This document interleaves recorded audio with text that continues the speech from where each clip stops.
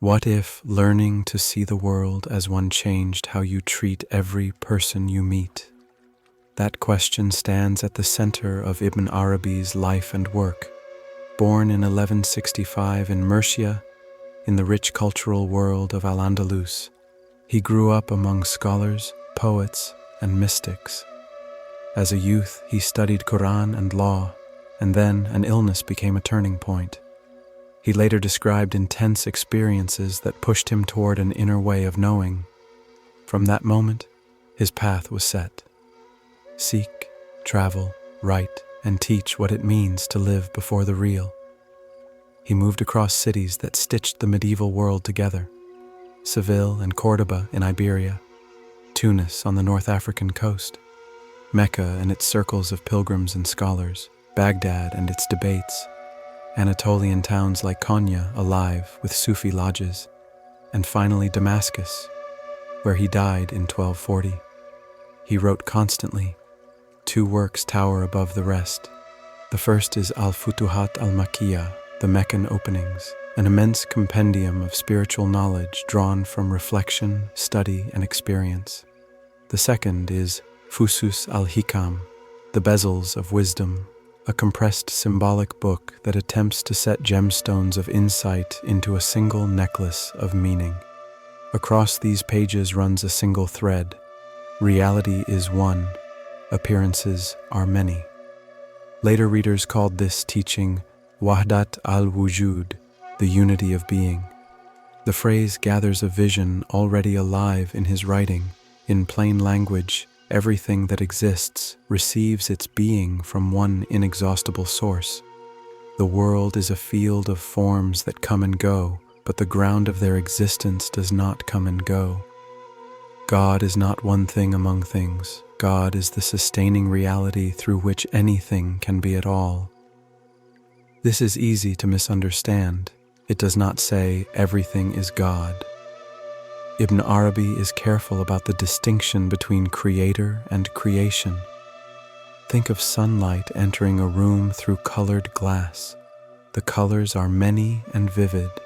They draw the eye and shape the mood. But the colors are not independent lamps. They are the one light showing itself through different forms. In the same way, persons and events are real, and their differences matter. Yet they do not stand on their own for even a moment. If they did, they would fall back into nothing. To see only the colors is to miss their source. To stare only at the source is to ignore the richness of its disclosures. Wisdom learns to hold both. From this follow consequences for attention and conduct. If everything you meet is a disclosure of the real, then encounters are not accidents to rush past. Each face is a mirror reflecting distinct names or qualities of the divine.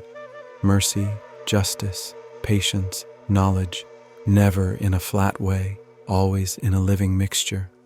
Meeting someone, even a rival, is meeting a configuration of meanings you do not control. That does not erase judgment. Ethics remains essential, but contempt becomes a kind of blindness because it denies the depth in what stands before you. Ibn Arabi describes the human being as a microcosm, a small world that gathers together patterns scattered through the large one.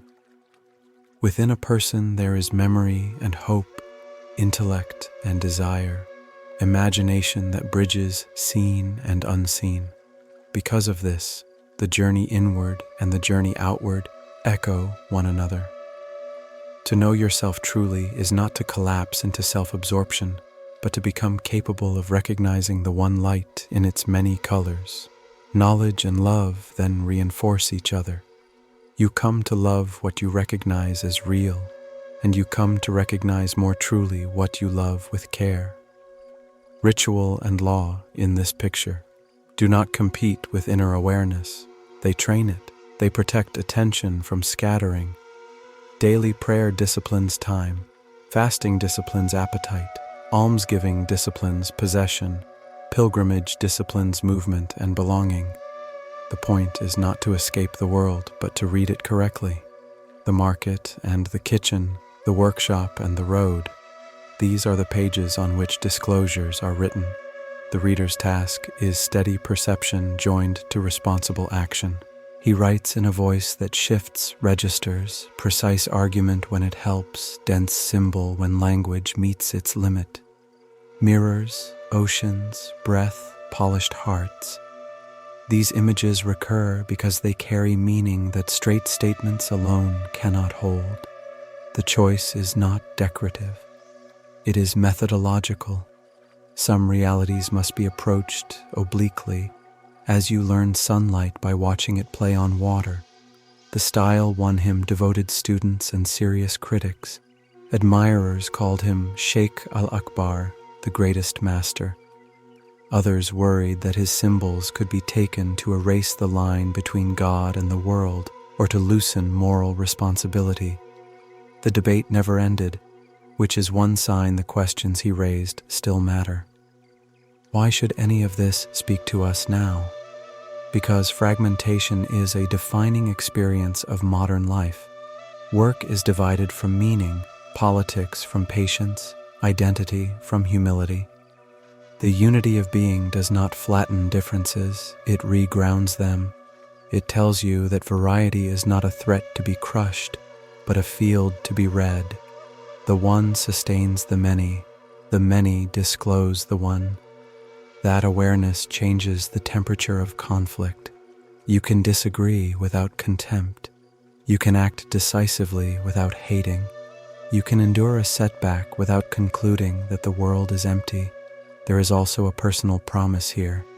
If you practice this way of seeing, ordinary time becomes alive. The commute is not wasted. A difficult conversation is not only obstacle. A closed door is not the end of the story. Each can become a place where meaning breaks the surface. The key is attention trained by remembrance and action guided by responsibility. Gratitude grows from this soil not as a mood, but as accuracy. To thank is to acknowledge the source within the form. Patience grows too, not as passivity, but as honesty about time. You do what can be done now, and you let the larger unfolding belong to the one who sustains it. The biography remains the backbone. Murcia to Mecca to Damascus is not just a line on a map, it is a pedagogy. Each place taught him something about how the real discloses itself in different settings. In Mecca, he undertook the vast architecture of the Futūḥāt, organizing themes of knowledge, practice, states, and stations. In concise form, the Fuṣūṣ set a jewel for each wisdom, linked to prophetic stories as lenses for seeing. Students copied, commented, argued. The conversation spread from the Maghrib to Egypt, Syria, Anatolia, Persia, and India, weaving into poetry, law, theology, and the arts.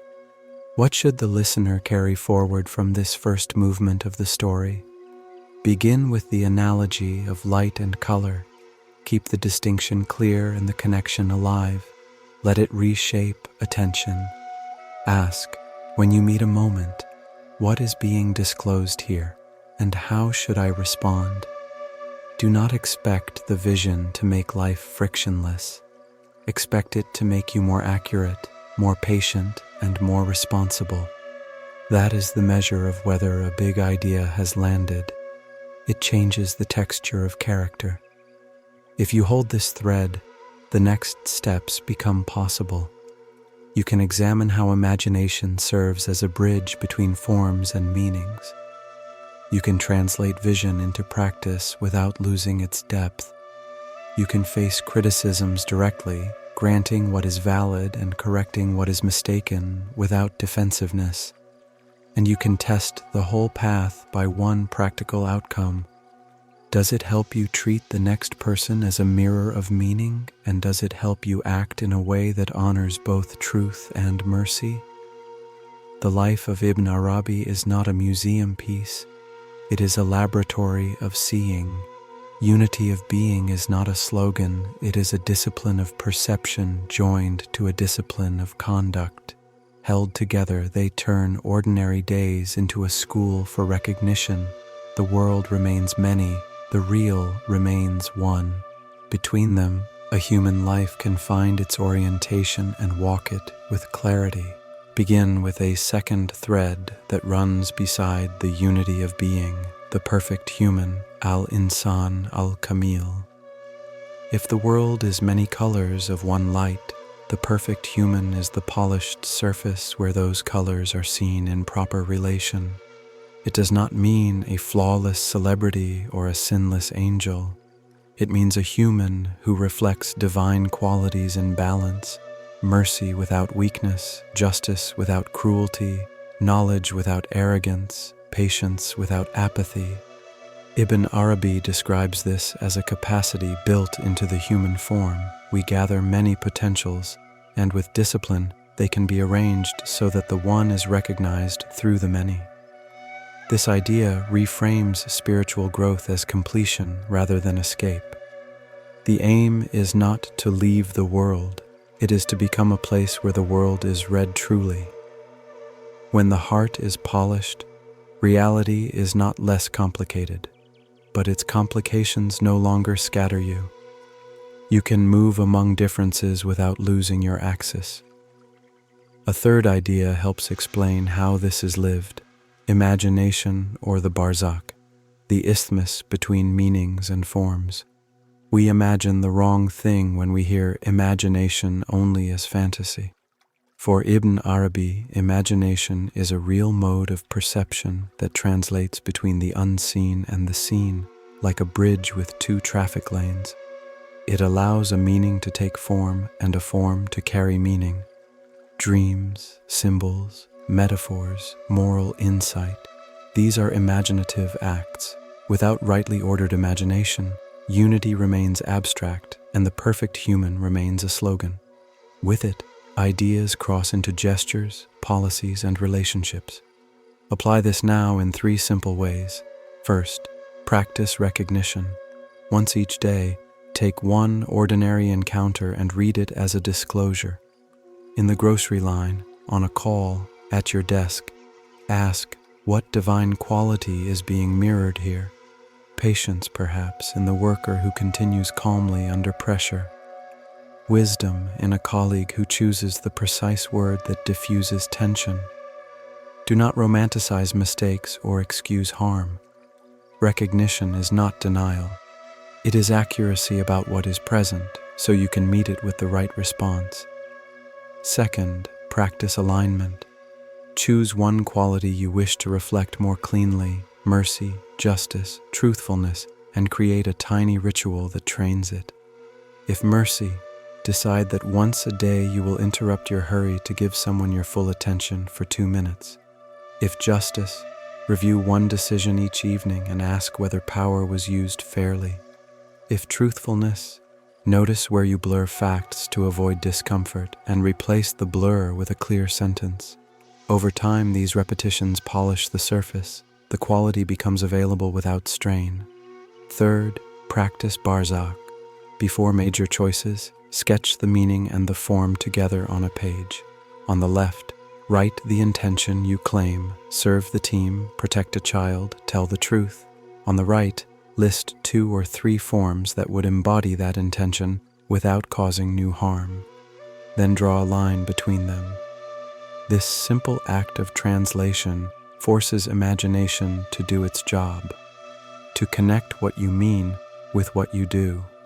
It prevents sincerity from becoming clumsy and prevents cleverness from becoming cynical. These practices are modest by design. They take unity out of the clouds and put it into the day.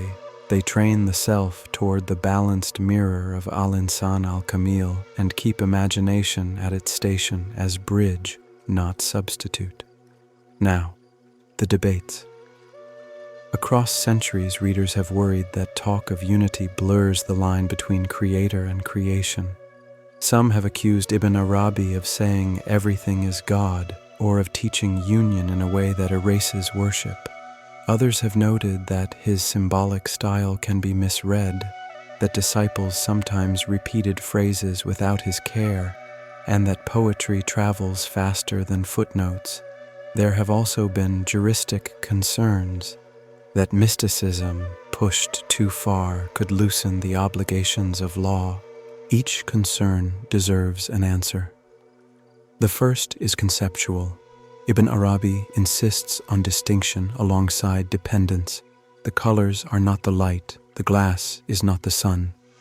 Creation is real and other than God, yet it is never independent of God. To deny dependence is to fall into illusion. To deny distinction is to collapse the conversation. The second answer is ethical. A true grasp of unity intensifies responsibility. If every encounter bears meaning, negligence becomes less possible, not more. Worship is not cancelled, it is deepened because prayer becomes a schooling in attention to the one who sustains all moments. The third answer is methodological. Symbols are risky, but silence is riskier when speaking about what exceeds measure. The cure for misreading is careful teaching joined to observable fruits: humility, steadiness, courage, service. Another debate grew inside the tradition itself. Is the unity a unity of being or a unity of witnessing? Some said the realized person perceives only God and so witnesses unity while being remains multiple. Others said being itself is one in the precise sense of dependence described above. The distinction matters philosophically, but in practice both positions demand the same virtues: truthfulness in thought, mercy in action, sobriety in law, and an allergy to contempt. There is also the historical caution. Grand metaphysical claims acquire political uses. Courts and empires have sometimes preferred mystical quietism, other times feared it. Ibn Arabi's own writings resist both capture and paranoia. He returns readers to character. If your ideas make you superior, you have not understood them. If they make you more careful with people and more faithful in obligations, you are closer to the mark. Let the climax come back to the original question: what changes if you learn to see the world as one? The answer is not a trance or a secret handshake. It is a different texture of attention. You begin to notice disclosures in places you ignored. You slow down before contempt hardens. You correct error without humiliation. You keep your axis when roles shift. You practice gratitude as accuracy, patience as honesty about time, and courage as loyalty to the good you have recognized. Return, finally, to the person of Ibn Arabi, not as a distant monument, but as a working example. His life moved from Murcia to Mecca to Damascus. His writings moved from argument to image to prayer. He taught that the many are not enemies of the one, and that the one is not a rival to the many. To live this is to become in measure a place where meanings arrive safely and depart clarified. That is al-insan al-kamil in everyday cloth. Carry one insight into your day. When you meet the next person, silently ask, what quality is being shown here, and which quality must I show in response? Let imagination do its bridge work. Translate intention into form. Hold distinction and dependence together as you decide. If you practice this for a week, then a month, you will notice that unity has stopped being an idea in your head and started becoming a rhythm in your speech, your work, your friendships. End where the path begins, with attention. The world will remain complex. Your responsibilities will not shrink, but the panic can. The axis does not need the crowd's approval. It needs steady polishing, act by act, choice by choice. When a day goes wrong, look for the disclosure inside it and answer with the quality it calls for. When a day goes well, thank accurately and put the gift to work. In this way, unity trains character, character trains perception, and perception trains action, until a human life, without spectacle, quietly reflects what it was made to reflect.